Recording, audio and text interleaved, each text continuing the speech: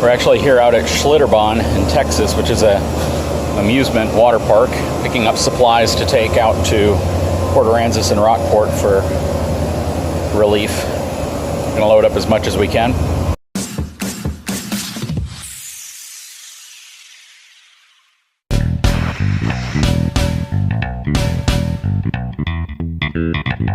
Well, this is a cool vehicle. So this is what a lot of people would think a 2011 Plus Super Duty truck, when in fact it's an Excursion with the newer 2011 Plus front fender as well as the newer 2011 Plus rear fender on the truck. So I've seen some of these where they've been able to copy the front fender but not the rear fender.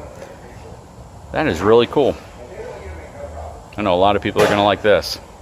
So the rear fender right here is usually the part that's kept the same on the Excursions that go through this front end modification, but this particular truck, they fabricated the back fender to match the front fender profile. That looks really good. I'm told that a company out of Florida did this modification to this Excursion. Wow, they even did the rear back gate with the Super Duty logo across the bottom of it, as well as in the center. Did a really good job with this setup. So a lot of people are going to look at this and they're going to say, man, what happened to this Ford? What's wrong with it? Well, this truck's actually getting twin turbos installed. So if you know the 6.7 liter Power Stroke, it has a single turbo, and they're adding twin turbos to this one. I asked them how long it typically takes to pick the cab off of the frame of the truck, and they said, you know what, we do it so often, it only takes about an hour. So to access the engine on this truck, you really need to lift the cab off of the frame. If you know what you're doing, it really doesn't take that long. I mean, an hour of prep time before you start actually working on the vehicle really isn't that long. Let's get some close-ups of this. I know a lot of people want to see what this engine looks like with the body of it lifted off. That is a massive engine.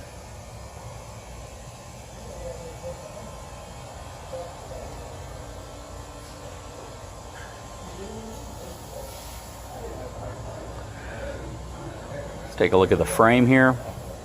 So this is a 2011 through 2016 example.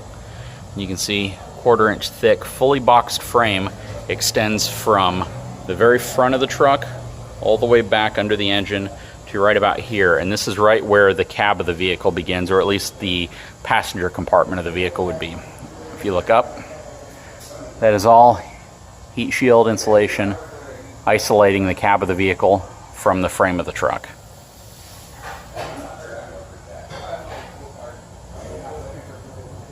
Again, just the thickness of the steel that's used in the Ford's open sea channel is pretty amazing.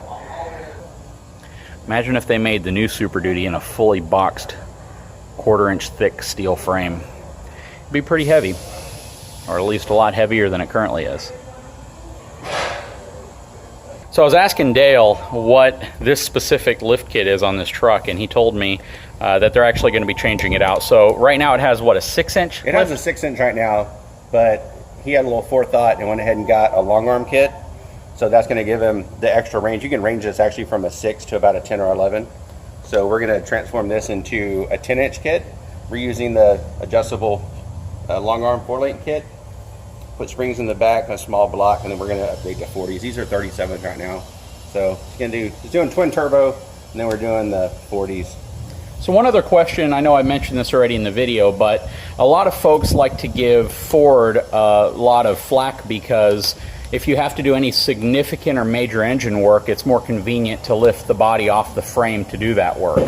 And I asked you a little bit earlier, what really goes into that? How long does that actually take? Is it really that much more inconvenience than, let's say, working on a Ram or a Duramax truck? No, and it's just better on the mechanic. I mean, then you can get in there, get everything you need. You're not bending over the cab, and you know, you have all kinds of sensors and electrical items up here on the side of your firewall and stuff. But really, to a guy that, you know, does this every day, that gets these things up and down, you can have this thing off in an hour. I've seen some people do it, takes 45 minutes. But that's knowing everything you got to take loose. Every hose needs to come loose, and not getting halfway up and finding something hung up down there. And I'd imagine even if you have a Cummins or a Duramax, it's still easier to work on the engine like this. Any engine, is easier to do if you take off. If you watch like old hot rod builders, stuff like that, they'll usually take off the front clip and get it down. We rebuilt a K5 Blazer and did the same thing. Spent a little effort, that whole front clip comes out, then you get to every bolt on there. Yep. You know, you're not reaching for anything. And he's absolutely right. I mean, I can walk right up inside of this truck and essentially get to every aspect of this engine. If it was a Duramax or a Cummins engine, if they tried to do this from inside of the vehicle, you're still leaning over these massive fenders on these newer trucks to get into the engine to reach down to do anything. So, well, and if you're swapping a motor, even on a Cummins, if you decide to leave the cab on, you've still got to take the entire front, you know, front radiator's got to come out, everything's got to come out of the front of the motor. Then you still got to try to get to these back transmission bolts, because everything's just now so tied up with the body, you know, trying to get streamlined, that's just hard to get to these bolts. Yeah. So it's just a matter of how do you want to spend your time. Okay. Do you want to take the cab up, or do you want to spend the whole, you know, morning taking that, you know, radiators apart? So the question is, let's say somebody brought a Cummins in here, a 2015 Ram 2500. If you were going to do a similar upgrade, would you also take the body off of the frame? The last Dodge I did, we took the cab off. Okay. And same thing, it was just because everything you got to get those motors out, and at the angles you got to get everything to, it's just in the long run much easier in the end. And I'm assuming if you have the lift and capabilities, I mean, some, you know, guys doing this in their front yard or whatever, you know, they're going to have the lift typically. Well, this is cool, man. And I'm assuming that the trucks are kind of set up that you can take it off relatively easy if you did need to work on it, so long as you know what you're doing. Yeah, these trucks are now designed exactly in order to do that. Even the older model, this whole generation of F250s from 99 and up are designed to pull the cab, to work on the motor. Okay. You just really need a good lift to do it, and the knowledge of knowing everything you need to disconnect. Exactly. All right, thank you, brother. I appreciate it. Yes, sir. So what is the story on this Excursion? This is a company out of Florida actually builds these things, and they just, you know, fab in the front. This thing has, as you can see, we're doing some upgrades inside. As you can tell, it's going apart. Oh wow, he even has a new interior on it. Yeah, it's got the full platinum interior. These are extremely sought after. I want to say these things go for around $100,000. You know, when you buy them from that, I can't remember the name of the company in Florida that does it, but they specialize. This is all they do. Okay. Basically. Then it's got a bulletproof 6.0. When it's finished, like I say, we're not. Although it looks like it's a long way from completion, it's really not. This thing had a alarm system that was wired in, and we're just eliminating completely and going to swap the steering column out. So, man. So, question for you. So, bulletproof 6.0 versus non-bulletproof 6.7 liter. What's your opinion? Man, I don't know. That 6.7 is a good motor. I'd be hard pressed to go against a 6.7.